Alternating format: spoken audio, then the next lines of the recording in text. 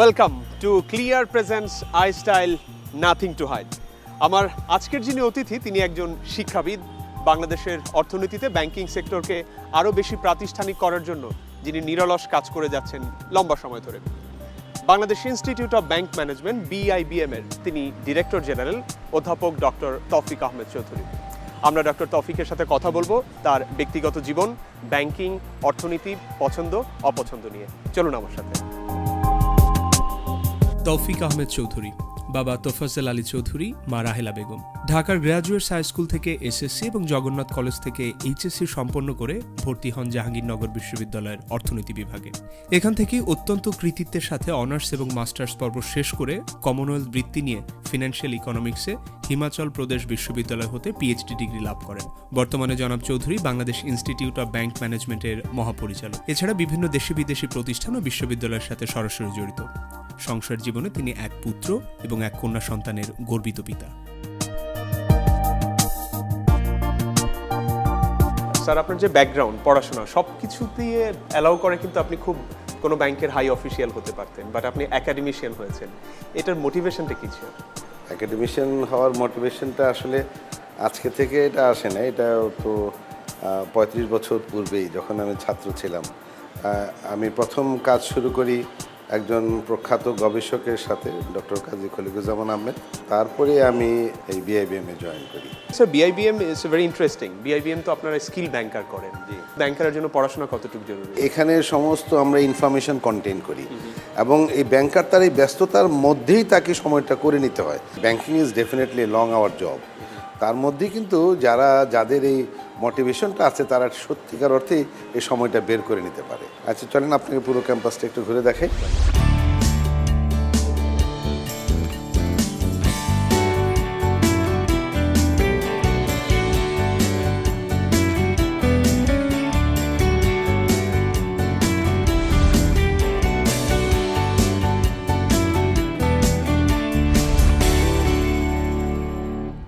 Sir, BIBM Bangladesh institute of bank management, এইটা আমাদের অর্থনীতিতে কতটা দরকার? এটা এস্টাবলিশমেন্টের মূল উদ্দেশ্য কী ছিল? BIBM এর মূল কাজটাই হচ্ছে যে আমাদের ব্যাংকিং ব্যবস্থার সাথে যারা জড়িত ব্যাংকার তাদেরকে প্রশিক্ষিত করা, তাদের স্কিল বাড়ানো। স্যার, আপনার সাথে দেখা হওয়ার আগে আমি প্ল্যান করছিলাম যে আমার ছোটোবেলা থেকেই একটা বড় কোয়েশ্চেন যে ব্যাংকে তো স্যার হাজার হাজার কোটি টাকা ডিপোজিট থাকে। তো আপনি যদি আমাকে এখন কোনো ব্যাংকে নিয়ে যান, আমি গিয়ে কি ফিজিক্যালি ওই টাকাগুলো দেখতে পারবো?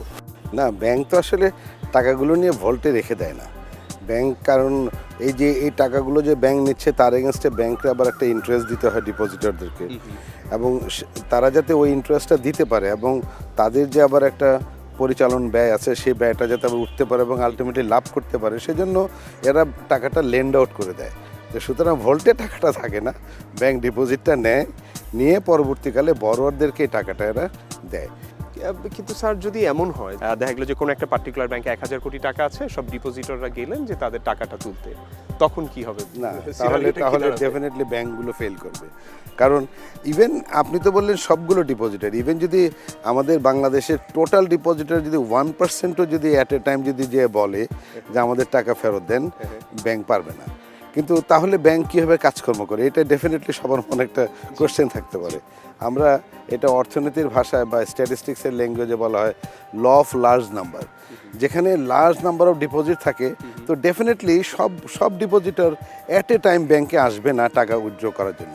সেই জন্য ব্যাংক কী করে যে সাধারণত তাদের অভিজ্ঞতার উপর ভিত্তি করে একটা সার্টেন পরিমাণ ডিপোজিট সবসময় তারা আলাদা দেয়, যে এই ধরনের কয়েকজন লোক আসবে, তারা প্রত্যেক দিন টাকা পয়সা তুলবে, আর বাকি টাকাটা তারা লেন্ড আউট করে দেয়।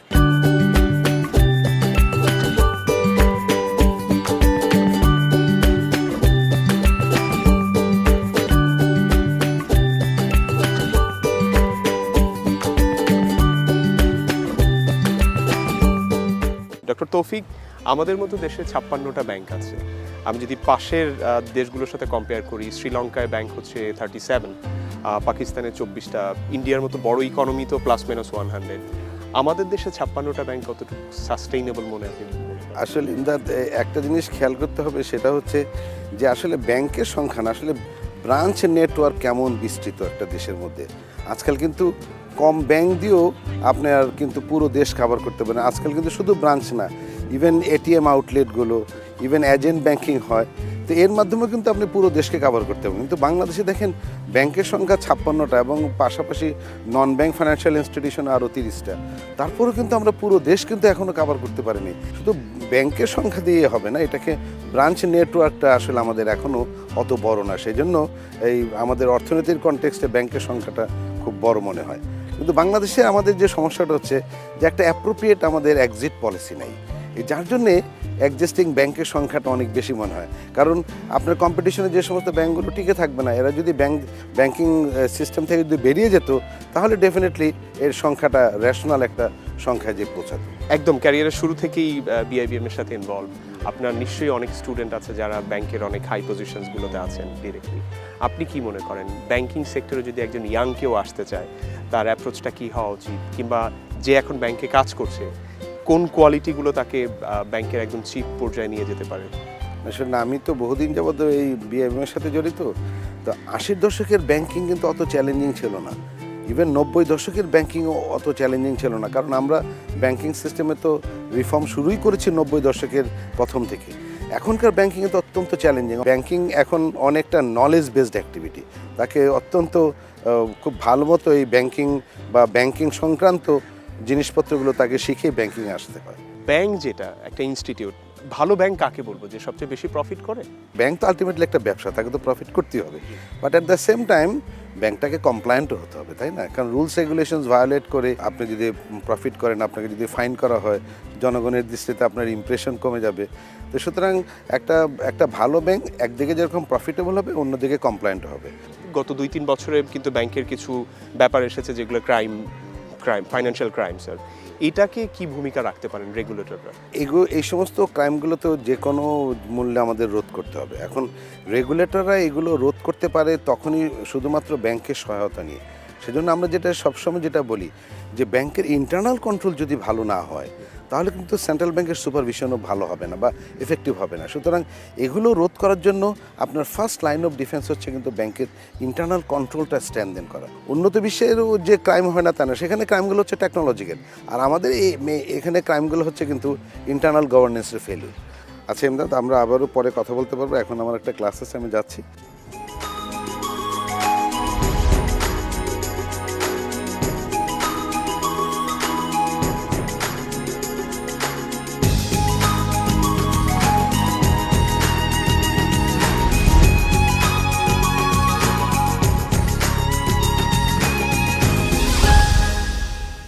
প্রিয় দর্শক, আপনারা উপভোগ করছেন Clear presence eye style nothing to hide.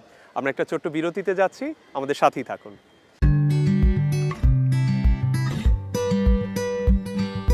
I style সৌজন্যে ক্লিয়ার।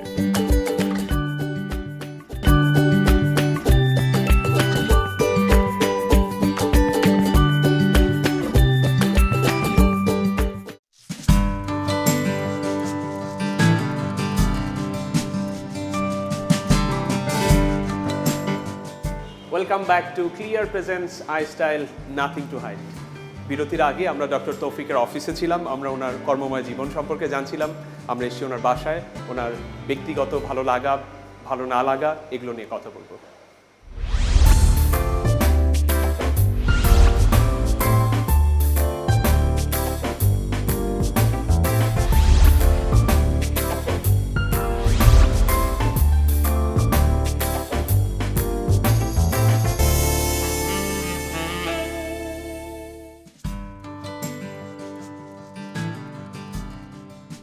Very interesting sir. আমি যখন বাসায় আপনার অফিসে ছিলাম তখন অনেক বই দেখেছি আপনি যে রুমে থাকেন। এখন এখানে দেখতে পাচ্ছি যে অস্ত্র সাজানো একটা মোটামুটি শক্তিশালী ঘোড়া দৌড়াচ্ছে। কি স্যার বাসায় আপনি না আসলে অফিসে খুব না সেরকম না, আসলে আমার অফিসিয়াল কাজকর্ম বা প্রফেশনাল কাজকর্ম আমি সাধারণত অফিসেই করি, যার জন্য আমাকে ছুটির দিনগুলো আমি অফিসে কাটাই। আর বাসায় আসলে বেশি আমি কাজকর্ম করি না, সেজন্য বাসায় আমার বেশি বই পুস্তক নাই। তবে এটা আসলে একজন অস্ত্রটা আসলে আমার ছেলেকে এক ভদ্রলোক প্রেজেন্ট করেছে, আমার ছেলে এটা টাঙিয়ে রেখেছে, ওর বিয়ে উপলক্ষে এক ছেলে প্রেজেন্ট করেছে। এটা অবশ্য খারাপ প্রেজেন্ট না, বিয়ে উপলক্ষে যদি অস্ত্র দেওয়া হয় sir, this is something symbolic. যেহেতু ছেলের বিয়ের কথা আসলো, পরের কথা আগে বলে নেই স্যার, আপনার নিজে ব্যাপারে যদি জানতে চাই, ভাবির সাথে আপনার কোথায় পরিচয় হয়েছিল? আসলে আমার স্ত্রী উনি চিটগাং ইউনিভার্সিটিতে লেখাপড়া করতেন অর্থনীতিতে, প্রায় 6 বছরের মতো ছোট। তা আমার বড় ভাইয়ের পছন্দ, তারপরে আমাকে খবর দিল, আমি গিয়ে দেখলাম, দেখে চিটগাং একটা মার্কেটে আমাদেরকে দেখানো হলো, ও আমাকে দেখলো, আমি ওকে দেখলাম। প্রথম দিন কথাবার্তা হয়নি, পরে অবশ্য টেলিফোনে কথা হয়েছে। তারপরে ফ্যামিলিতে আর কে কে আছেন? আপনি আপনার ছেলের কথা বলছিলেন। হ্যাঁ, আমার ছেলে, আমার একটা মেয়েও আছে। আমার ছেলে ব্র্যাক ইউনিভার্সিটির শিক্ষক ছিল, এখন সে পিএইচডি করছে western Sydney university of Australia. আর আমার মেয়ে, ও ব্র্যাক ইউনিভার্সিটিতে লেখাপড়া করে, ইংরেজিতে পড়ে। শিক্ষক পরিবারের শিক্ষক যিনি ডক্টর তৌফিক, তার শিক্ষা জীবন কোথা থেকে শুরু হয়েছিল? আমাদের বাসার সাথেই আপনার ওয়ারিতে ওখানে একটা স্কুল ছিল, অনেক পুরাতন স্কুল, গ্র্যাজুয়েটস হাই স্কুল নাম। আমি সেই স্কুলেই আমার লেখাপড়া শুরু। ওই স্কুল থেকে আমি ম্যাট্রিক পাস করেছি। আমি কলেজে ভর্তি হয়েছিলাম জগন্নাথ কলেজে। ওই সময় কিন্তু জগন্নাথ কলেজের মানে শিক্ষার কোয়ালিটি ফেমাস ছিল, জগন্নাথে খুব ফেমাস ছিল। তো সেখান থেকে আমি ইন্টারমিডিয়েট পাস করি। তারপরে আমি ভর্তি হই প্রথমে জাহাঙ্গীরনগর ইউনিভার্সিটিতে কেমিস্ট্রিতে, কিন্তু পরবর্তীকালে কেমিস্ট্রি পড়তে যে আমার কাছে খুব আর ভালো লাগতো না, মনে হতো যেন সারাক্ষণ শুধু মুখস্থ, আমার আর ভালো লাগলো না। তো 6 মাস পরে আমি কেমিস্ট্রি ছেড়ে দিলাম। কেমিস্ট্রি ছেড়ে দেওয়ার পরে তারপর আবার ইকোনমিক্স ডিপার্টমেন্টে মাইগ্রেশন নিলাম, এবং লাকিলি পেয়েও গেলাম, একটা সিট খালি ছিল। তা কিন্তু ইকোনমিক্স পড়ে কিন্তু আমি এবার খুব মজা পেয়েছিলাম। স্যার এমনি আমি ফেসবুকে তো আমি আপনাকে ফলো করি, আমি জাস্ট দেখছিলাম যে আপনার যে ছবিগুলো, মানে ইউ আর ভেরি ফিট, এখন আপনি অনেক ফিট। তো এটা আপনি কিভাবে মেনটেন করেন? আসলে আমি তো লং আওয়ার কাজকর্ম করি, কিন্তু আমি একটা জিনিস বিশ্বাস করি যে লং আওয়ার কাজকর্ম করতে গেলে একটু ফিজিক্যাল এক্সারসাইজের দরকার হয়। এখন আমি অত সময় পাই না, তারপরও সকালে হোক বিকালে হোক ঘরের ভিতরে হোক সবসময় ফিজিক্যাল এক্সারসাইজ আমি কিছু করার চেষ্টা করি সবসময়। আর খাদ্যাভ্যাস স্যার, আপনাদের বিআইবিএম এর খাবারের কিন্তু একটা সুনাম আছে। মোটামুটি ব্যাংকার যারা, তারা বলে যে বিআইবিএম এর খাবার খুব সুস্বাদু হয়। আপনার খাদ্যাভ্যাস কেমন? না, আমার তো খাদ্যাভ্যাস ভেরি সিম্পল। আমি সকালবেলা রুটি ভাজি চা খাই, তারপর মাঝে মধ্যে ডিম দেওয়া হয় বাসা থেকে, আবার কোনো দিন দেওয়া হয় না। ওকে, তারপরে আমাদের 11টা-12টার দিকে আমাদের অফিসেই সব পার্টিসিপেন্টদের জন্য যে স্ন্যাক্স দেওয়া হয় সেটা নেই। দুপুরের দিকে ডাল ভাত মাংস যা থাকে ওখানে সেটাই খাই। আর রাতে তো বাসায় এসে আবার সিম্পল খাবারই খাই।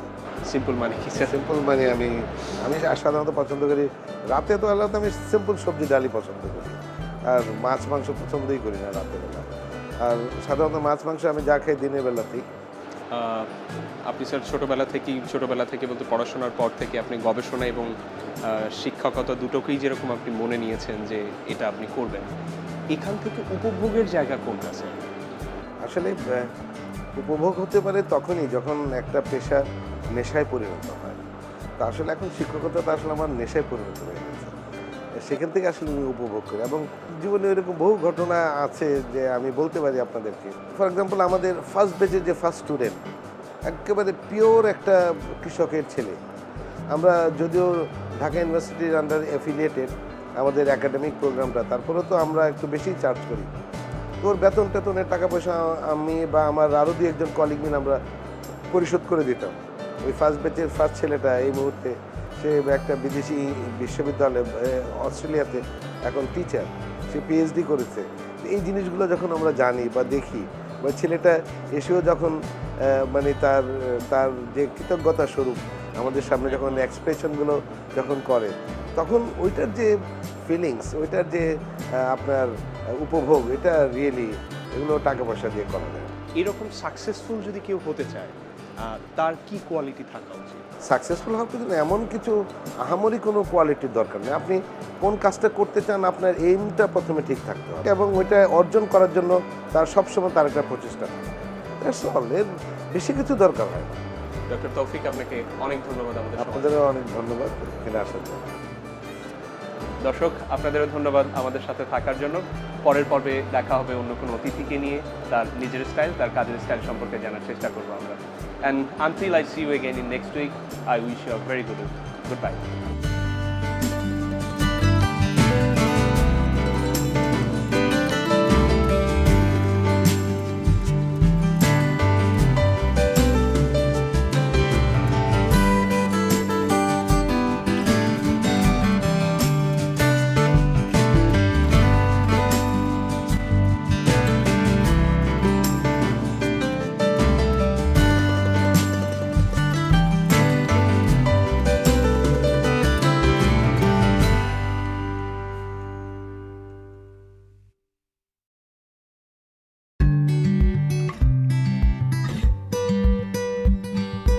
iStyle সৌজন্যে ক্লিয়ার।